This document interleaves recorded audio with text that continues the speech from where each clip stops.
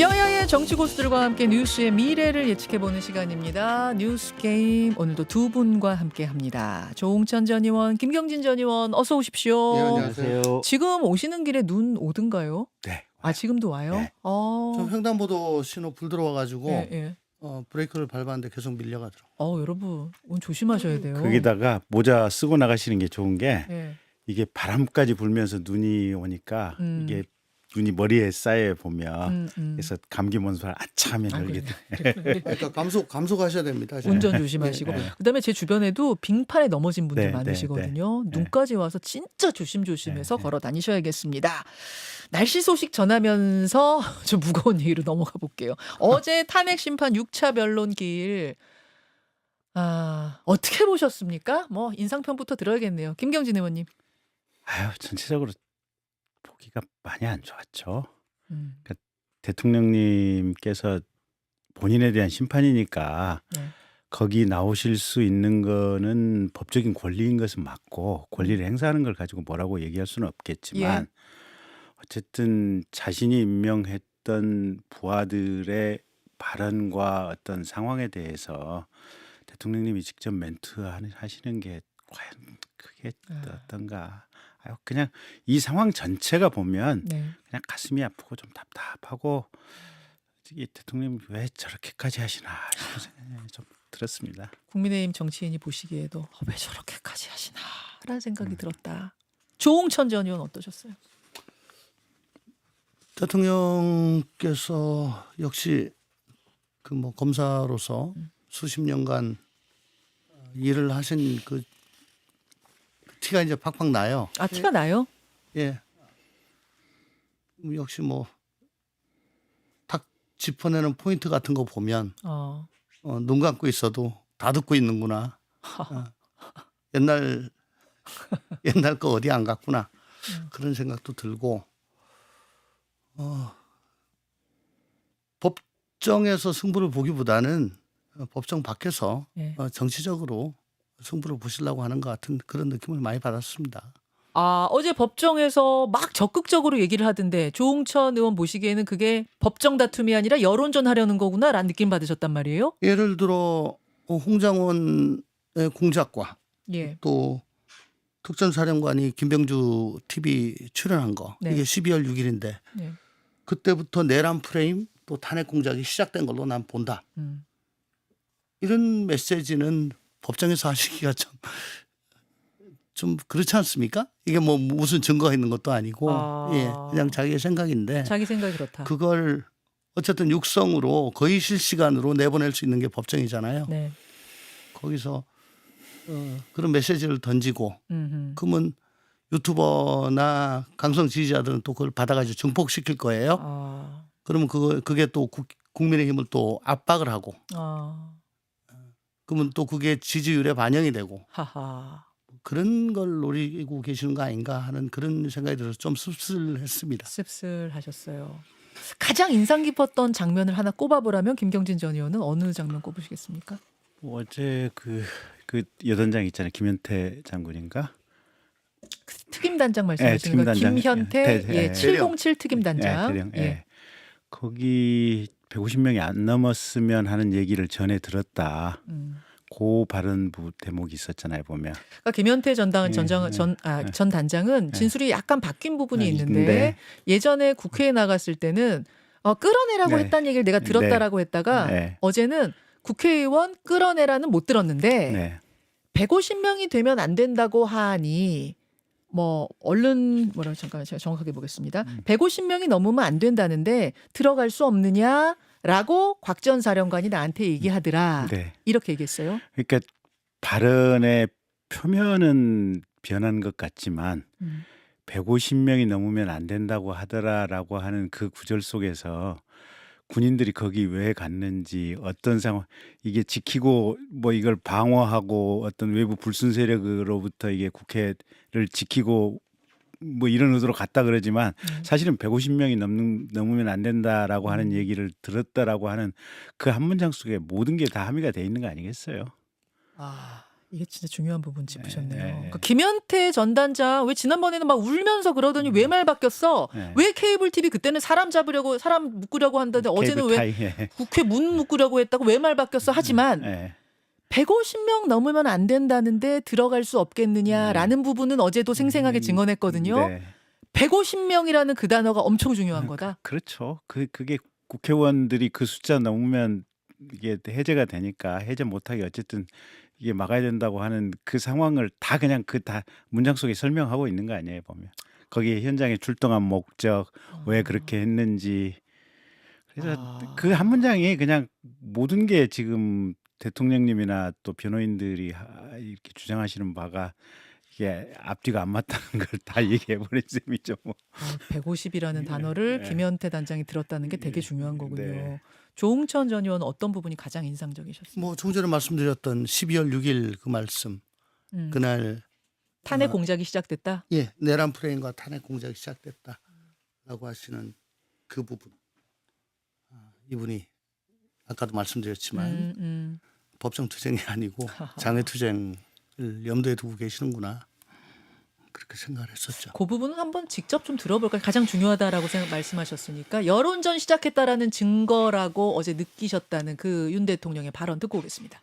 제가 오늘 그저께 상황과 오늘 상황을 보니까 12월 6일 바로 이 홍장원의 공작과 12월 6일 우리 특전사령관의 김병주 TV 출연부터 바로 이 내란 프레임과 이 탄핵 공작이 저는 시작된 거로 보여지고요. 벌써 이미 전날 검찰에 가서 대통령에 관련된 얘기를 다 해놨다는 것은 저는 그것도 다분히 어떤 의도가 있다고 볼 수밖에 없습니다. 그래서 이러한 것이 제가 무슨 조소를 본 것도 아닙니다만은 그저께 상황, 오늘 상황을 보니까 이것이 12월 6일부터 시작이 됐구나 하는 생각을 아주 강하게 가질 수밖에 없고요.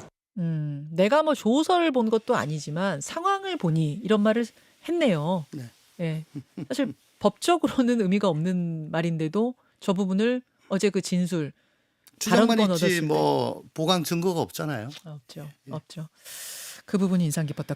그나저나 왜 곽종근 전 사령관하고 김현태 전 단장의 태도가 바뀌었을까? 그러니까 곽종근 전 사령관은 진술을 유지하고 김현태 전 단장은 진술을 좀 바꾸고 이거는 왜 이렇게 됐다고 보세요? 일단 뭐 여러 가지 가능성이 있을 수 있죠. 첫째는 본인의 어떤 현실적 또는 잠재적인 형사 재판과 관련해서 어떻게 대응을 할 것인지 뭐 이 부분도 고려 요소가 있을 수 있고요. 예. 또 한 가지 중요한 것은 본인의 성격이나 캐릭터예요. 보면 아, 자기 소신이나 자기 확신이 대단히 강한 사람 같은 경우 또 그리고 내가 이 자리까지 오는데 내 실력과 능력으로 인해서 당연히 나는 여기까지 올 수 있었다.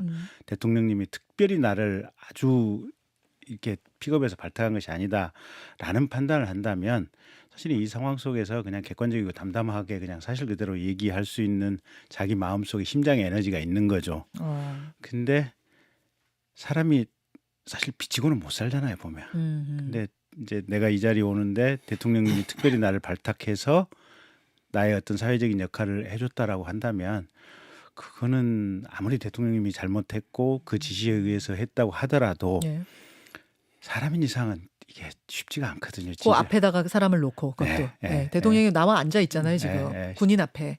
쉽지가 않아요.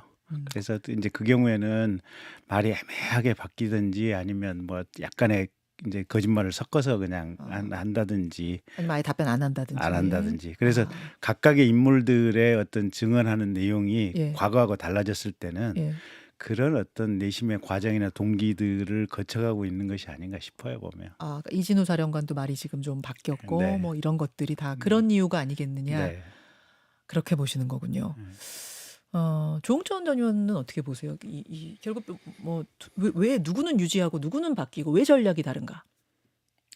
곽 전 사령관은 이미 여러 번의 국회에서 발언 등을 통해서 굉장히 너무 나갔죠. 지금 아주 걷어들이기가 아마 불가능할 겁니다. 설사 걷어들이고 싶다고 하더라도 물론 지금 뭐 그런 거는 아닙니다만. 공개석상에서. 예. 그러니까 그냥 일관성 유지하는 거 외에 지금 달리 방법이 있겠습니까? 여기서 또 번복을 하게 되면 그 참 실없는 사람 되고 자기 형사 재판에서도 뭐 수시로 번복하는 사람으로 돼가지고 아마 양형이 있어가지고 별로 좋지는 않을 거예요. 예.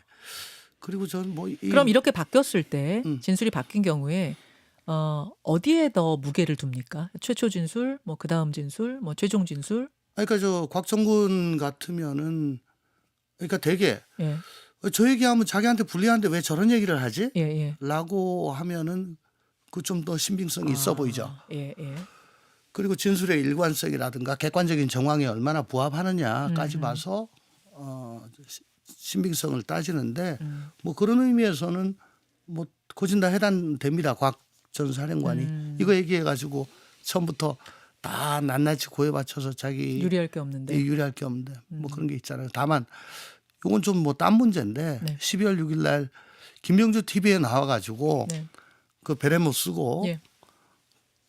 그 선배가 뭐 이렇게 얘기하니까 거기에 맞춰가지고 이렇게 유튜브에서 얘기를 하던데 글쎄 스리스타가 저렇게 야당 의원 유튜브에 나와가지고 저렇게 해도 되나 요즘 군대 참 희한하다. 어허. 예, 이진호 사령관도 역시 마찬가지였죠. 예. 그러니까 아마 대통령께서 말씀하시는 그 공작이란 게 네. 그게 이게 굉장히 통상적이지 않은 장면이었어요. 제가 보기에도. 그 유튜브 출연한 게. 그렇습니다. 예. 거기서 이제 그 고진다 맞춰가지고 저 말을 맞춰주는 거 뭐 이런 게 좀 낯설었는데 그게 어떻게 가능했겠냐. 아마 대통령은 그 얘기를 할 거예요. 그러니까 지금 어제 제가 김병주 의원하고 인터뷰를 했거든요. 그 당시 어떻게 즉석에서 만나가지고 이 촬영을 하게 됐는가 뭐 이런 것들에 대한 설명을 해주셨는데 그 당시는 계엄 직후에 국민들은 무슨 일이 벌어진 걸 다 궁금해하고 있고 그 군인들도 뭔가 설명해야 될 의무가 있고 이렇기 때문에 이 라이브를 하는 중에 이제 그럼 여기서 얘기하십시오 이렇게 된 거라고 얘기를 했거든요. 그래도 예. 그런 뭐 방송이나 혹은 뭐 요즘 유튜브까지 포함될 겁니다. 예. 출연해 가지고 얘기를 하려면은 예. 공무원 조직에서는 특히 군대는 예. 그 상급자의 허가를 받아야 돼요. 예, 예. 허가 받지 않고 나가면 그 징계 대상이 됩니다. 예. 근데 제가 보기에도 그때 유튜브 출연하신 건 예. 사실은 두 분 장군께서 되게 대단히 좀 부적절했어요. 그때 그 순간에 유튜브 출연한 걸 저도 봤는데 예. 이거 이래서는 안 되는데 이건 공식 상임이라든지 어쨌든 공식적인 절차에서 증언을 하셔야지. 어쨌든 아무리 김병주 의원이 국회의원이고 헌법기관이라고 하더라도 특정 정당 소속이잖아요. 네. 단독으로 이게 유튜브 인터뷰하면 그 자체만 가지고도 빌미가 될 거다. 공정성 시비가 나중에 틀림없이 걸릴 텐데 그 생각을 했었거든요. 지금 딱 그거를 윤 대통령이 네. 지금 빌미로 잡아버렸네요. 그거 그 말씀하시는 보면서, 거죠? 이거 완전히 당나라 군대네. 그러니까 진짜 회유가 됐다 뭐 그 얘기를 하시는 건 아니고 네. 그건 뭐 그 얘기가 아니라 괜히 이것 때문에 지금 빌미가 잡혀서 윤 네. 대통령이 그걸로 지금 공격하고 있다. 그러니까 윤 대통령은 절차 같은 거 다 알고 있을 건데 숙지하고 있을 건데 네. 어떻게 그걸 어기고 저렇게 쑥 나가지고 공중파 방송도 아니고 개인 유튜브에 야당 의원 유튜브에 나가서 저렇게 얘기를 할 수 있는가? 근데 빌미 잡는 사람이 더 문제 아니에요? 그 당시 계엄은 아니 국민들이 다 궁금해했고 그래서 거기 그 계엄 군인들이 용기 내서 내가 얘기하겠다고 하면은 그게 물론 야당 의원 유튜브가 아니라 여당 의원 유튜브였으면 더 좋았겠습니다만 공정성 시비 안 거는 붙게. 좀 있다가 근데, 개최되는 네. 열리는 국회에 상임위에서 했어야죠. 예, 상임위 무슨 말씀이신지 알겠어요. 사실은 예. 적절하죠. 지금 이제 근데 예, 저희들이 예, 이제 예. 법조인 시각에서 그냥 일반적인 얘기를 드리면 예. 법정에서 예. 탄핵 심판정에서 무슨 얘기를 하더라도 어떤 얘기든 그 말을 그대로 신뢰하지는 않아요. 재판관들이 예, 뭐 저희도 마찬가지고 예, 예. 일단 기본적으로 가지고 있는 물증들 있잖아요. CCTV라든지 우리가 봤던 현장의 객관적인 어떤 사실관계 딱 그거를 가장 중간에 놓고 예. 그 발언과 그 어떤 상황 물증과 이 발언이 어느 정도 부합을 하느냐라는 예. 맥락을 가지고 이게 이 사람 말은 어디까지 그렇죠. 진실인가를 그렇죠. 이제 플러스 마이너스 이 수치를 가지고 감정을 하는 거거든요. 예. 그래서 지금 국민들이 예. 탄핵 심판정에서 누구 말이 국회에서 발언과 여기 심판정에서 발언이 달라졌다. 또 누구는 이게 이렇게 무슨 단어가 국회의원이냐 요원이냐 의원이냐, 인원이냐 뭐 인원이냐. 이렇게 하는데 큰 틀의 어떤 이 정해진 사실관계와 네. 어떤 이 맥락을 가지고 그렇죠. 이걸 보는 거지 단어 하나가 정확히 기억을 했느냐 못했느냐 네. 이건 사실은 그렇게 중요한 포인트는 아니에요. 저도 그 질문 드리려고 했어요. 어제 그거 가지고 계속 시비가 붙었어요. 네. 곽종근 전 사령관 인원이라고 들은 거냐, 의원이라고 들은 거냐, 요원이라고 들은 거냐, 그거 정확히 해라. 네. 왜 말이 왔다 갔다 하냐. 네. 근데 곽종근 전 사령관이 인원이라고 내가 들었다. 근데 그 당시 그 상황상 그리고 앞에 문맥상 거기서 말하는 인원은 국회의원밖에 없었기 때문에 난 국회의원으로 이해해서 그 이해한 걸 말한 것뿐이다. 이렇게 이제 확실하게 얘기를 했거든요. 그러자 대통령이 나는 인원이라는 말을 평소에 쓰질 않는다. 네. 이거 들으셨죠, 조홍천 네. 의원이. 사람을 두고 난 인원이란 말을 안 쓴다. 이거 어떻게 생각하세요? 인원이라는 단어는 군대 내에서 사람을 지칭하는 아주 특수한 용도로 쓰이는 단어죠. 예를 들어 제가 우리 김경진 의원님 앞에 계시는데 저 사람이라고 하죠. 저 인원은 이렇게 합니다. 군대는. 예. 근데 대통령 군대 안 갔다 왔는데 인원이란 말을 쓰지 그러니까 않는다는 거 아니에요? 대통령이 인원이라고 사람 대신 인원이라고 쓰리라고는 생각을 잘 못하겠어요. 그거는 뭐 대통령 말이 뭐 틀렸다고 할 수는 없는데. 그래서 어제 많이들 또 언론에서 증거들을 찾은 것 같아요. 인원이란 말을 많이 대통령이 쓰셨더라고요. 그리고 많이 쓰셨어요. 그 장면들을 꽤 많이 찾았고 어제만 해도 전체 그 변론기일 열리는 와중에 다른 대목에서 인원이란 말을 이제 쓰는 장면들이 나왔는데 아까 제가 보여드렸어요. 네. 그래서 여러분 다 보셨거든요. 그래서 안 쓰는 단어는 아니신 것 같은데. 군대 안 갔다 오셨으면서 어떻게 그게 쓰지? 아마 장군들하고 술자리나 저녁자리를 많이 하다 보면 부지불식간에 대통령께서 그 단어를 그냥 입에 익히셨을 수도 있죠. 근데 요 단언을 가지고 의원이냐 인원이 요거 가지고 지역적이에요. 지연 말단이에요. 그건. 지역적입니다. 네. 그건 중요한 거 아니에요. 중요한 거 아니에요. 네. 곽종근 진술이 계속 유지되느냐 안 되느냐가 더 중요한 거군요. 그 전체 그러니까 맥락이. 객관적인 정황에 얼마나 네. 부합을 하느냐, 예. 맥락에 얼마나 맞느냐 네. 뭐 그런 거죠. 그리고 아까도 말했듯이 예. 대통령께 유리한 얘기를 해주려고 노력하는 듯이 보이는 김현태 단장도 150명 얘기를 했잖아요. 그러면 그게 국회의원이든 인원이든 요원이든 다 무조건 국회의원으로 수렴될 수밖에 없는 전체적인 맥락이잖아요. 보면. 알겠습니다.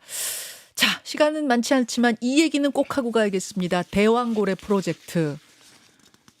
저는 잘 되길 바랬어요, 진짜. 그래서 우리나라에서도 좀 석유 기름 나온다 이 소리 좀 한번 전하고 싶었는데 네. 실패했답니다. 1차 시추 작업 경제성 없다라는 판단을 일단 내렸다는데 이건 어떻게 들으셨는지 어떤 분 먼저 김경진 의원님? 글쎄 이게 잘 됐으면 좋겠지만 이제 일단 지금의 현재 기술로 경제성이 없다고 보면 그게 맞겠죠. 근데 그 모래나 자갈 속에 있는 그 오일들 있잖아요. 세일 오일. 예. 그것도 사실은 미국에서 한동안 이게 경제성이 없다고 포기를 했다가 한 30-40년 후에 보니까 갑자기 이게 어떤 채굴 굴착 방식이라든지 채취 방식이 달라지면서 경제성이 확 생겼거든요, 보면. 그래서 이 부분도 지금 현재 기술로는 경제성이 없다지만 여전히 좀 우리가 잠재적인 관심을 가지고 좀 지켜봐야 될 대목 아닌가 싶은 생각은 들고 그다음에 두 번째는 사실은 이거는 행정부처 입장에서는 일종의 모험적인 사업 아니에요, 보면. 그렇죠. 잘 될 수도 있고 이게 안 될 수도 있고. 근데 그렇다고 해서 매번 잘 되는 것만 선택을 할 수 있는 우리가 전지전능한 능력은 없잖아요, 보면. 그건 그렇죠. 네. 네. 그러면 그거는 그냥 윤석열 정부에서 잘해보려고 노력하는 과정 중에 실패한 것이 아닌가.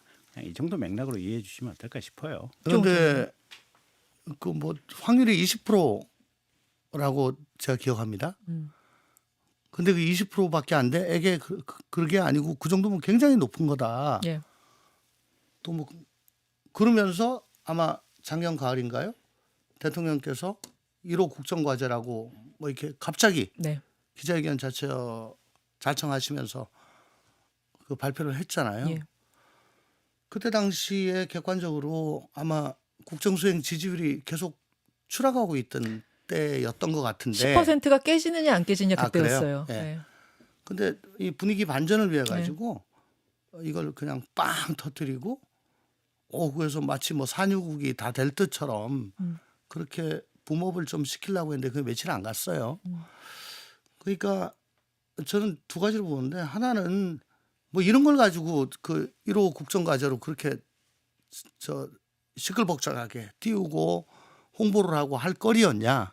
두 번째는 그래도 아직은 20%라는데 그러면 그 80%에 해당된 거잖아요. 네. 근데 시초할 때가 뭐 총 7개인가 더 남아 있긴 합니다. 예. 네. 그러니까 7분의 1이란 말입니다.